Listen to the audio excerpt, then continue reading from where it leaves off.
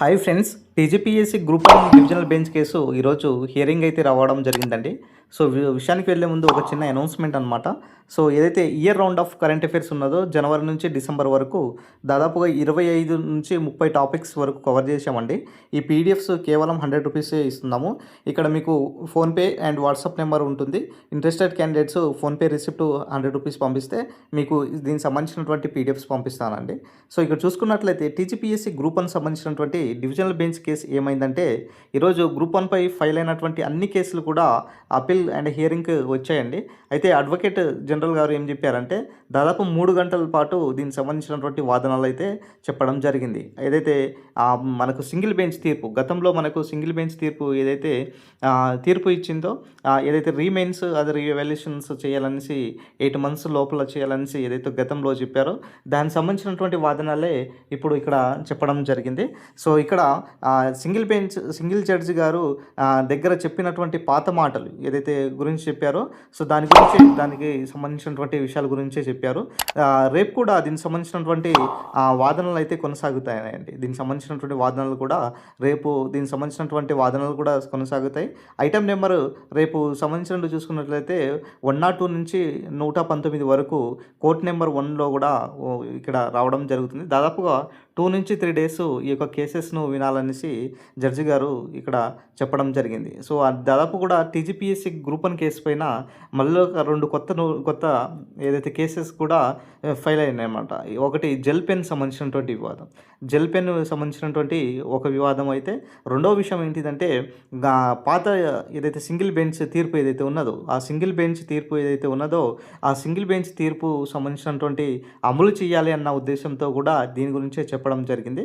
So ఏదైనా సరే Telangana public service commission సంబంధించినటువంటి గ్రూప్ 1 సంబంధించినటువంటి వివాదంపై ఇప్పటికే దీనికి సంబంధించినటువంటి ఈ ప్రాసెస్పై గ్రూప్ 1 సంబంధించినటువంటి దాంట్లోపై చాలా ఉత్కంఠ రేపు ఉన్నదన్నమాట. మరి ఒకవేళ డివిజనల్ బెంచ్లో కనుక ఒకవేళ ఇటు టీజీపీఎస్సీ సంబంధించినటువంటి అయినా సరే, లేకపోతే ఇక్కడ క్యాండిడేట్స్ ఎవరైతే ఉన్నారో వాళ్లకు రాకపోతే వాళ్ళు మరి సుప్రీంకోర్టుకు ఆశ్రయించే అవకాశం ఎక్కువగా కనబడుతుందన్నమాట. సుప్రీంకోర్టులో ఈ విషయం తేలే అవకాశం దాదాపుగా ఎక్కువ కనబడుతుంది. మరి డివిజనల్ బెంచ్ మరి ఇక్కడ ఏం చెప్తుందా అన్న దానిపైన ఆసక్తికరంగా ఉన్నారు. ఆల్రెడీ మనకు సింగిల్ బెంచ్ దాదాపుగా 6 మంత్స్ వరకు ఈ యొక్క కేసెస్ గురించి పూర్తి స్థాయిలో విని మరి పారదర్శకత లేదు అన్న దానిపైన చెప్పడం జరిగింది. అదేవిధంగా టీజీపీఎస్సీ తన సొంత ఇంటిగ్రిటీ కూడా పాటించలేదు అన్న దానిపైన ఈ యొక్క తీర్పు ఇవ్వడం జరిగింది కదా. సో నెక్స్ట్ డివిజనల్ బెంచ్ ఏం చెప్తుంది అన్న దానిపైన ఇప్పుడు వేచి చూడాల్సినటువంటి పరిస్థితి అయితే ఏర్పడింది అనమాట. సో ఇటు టీజీపీఎస్సీ అండ్ మరియు క్యాండిడేట్స్ సంబంధించినటువంటి ఎవరైతే ఉన్నారో సో వాళ్ళకి సంబంధించినటువంటి ఇష్యూ పైన మరి ఎటువంటి చర్యలు తీసుకోబోతున్నారు అన్న దానిపైన ఇప్పుడు ఉన్నదండి.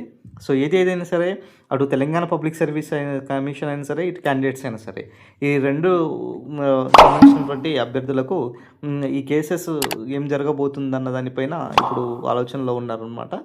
అన్ని కేసెస్ కూడా ఇక్కడ తీర్పులు సంబంధించినటువంటి వాదనలు అన్ని క్లియరెన్స్గా విన్న తర్వాత మరి ఒక ఫైనల్ డెసిషన్కి వచ్చే అవకాశం ఎక్కువ కనబడుతుంది అనమాట.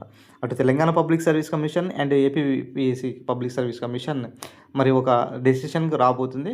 మరి ఏదైనా సరే ఈ ప్రభుత్వం సంబంధించినటువంటి మరి తీర్పుకు అనుగుణంగా వస్తుందా లేదా, మరి ఆల్రెడీ అపాయింట్మెంట్ లెటర్స్ కూడా ఇవ్వడం జరిగిందండి. ఆల్రెడీ అపాయింట్మెంట్ లెటర్స్ కూడా ఇవ్వడం జరిగింది. డ్యూటీలో కూడా ఉన్నారు. మరి ఇన్ కేస్ ఆఫ్ ఇప్పుడు ఫేవర్గా రాకపోతే వీళ్ళ పరిస్థితి ఏంటిది అన్న దానిపైన ఇప్పుడు ఆలోచనలో ఉన్నారన్నమాట. సో ఏదైనా సరే చూడాలండి. డిసెంబర్ 22, 23, 24 కూడా వినే అవకాశం ఎక్కువ కనబడుతుంది. సో మిగతా సంబంధించినటువంటి కేసు సంబంధించినటువంటి అప్డేట్ ఇస్తూనే ఉంటాను. వీడియో నచ్చిన లైక్ చేయండి, షేర్ చేయండి, సబ్స్క్రైబ్ చేసుకోండి సార్.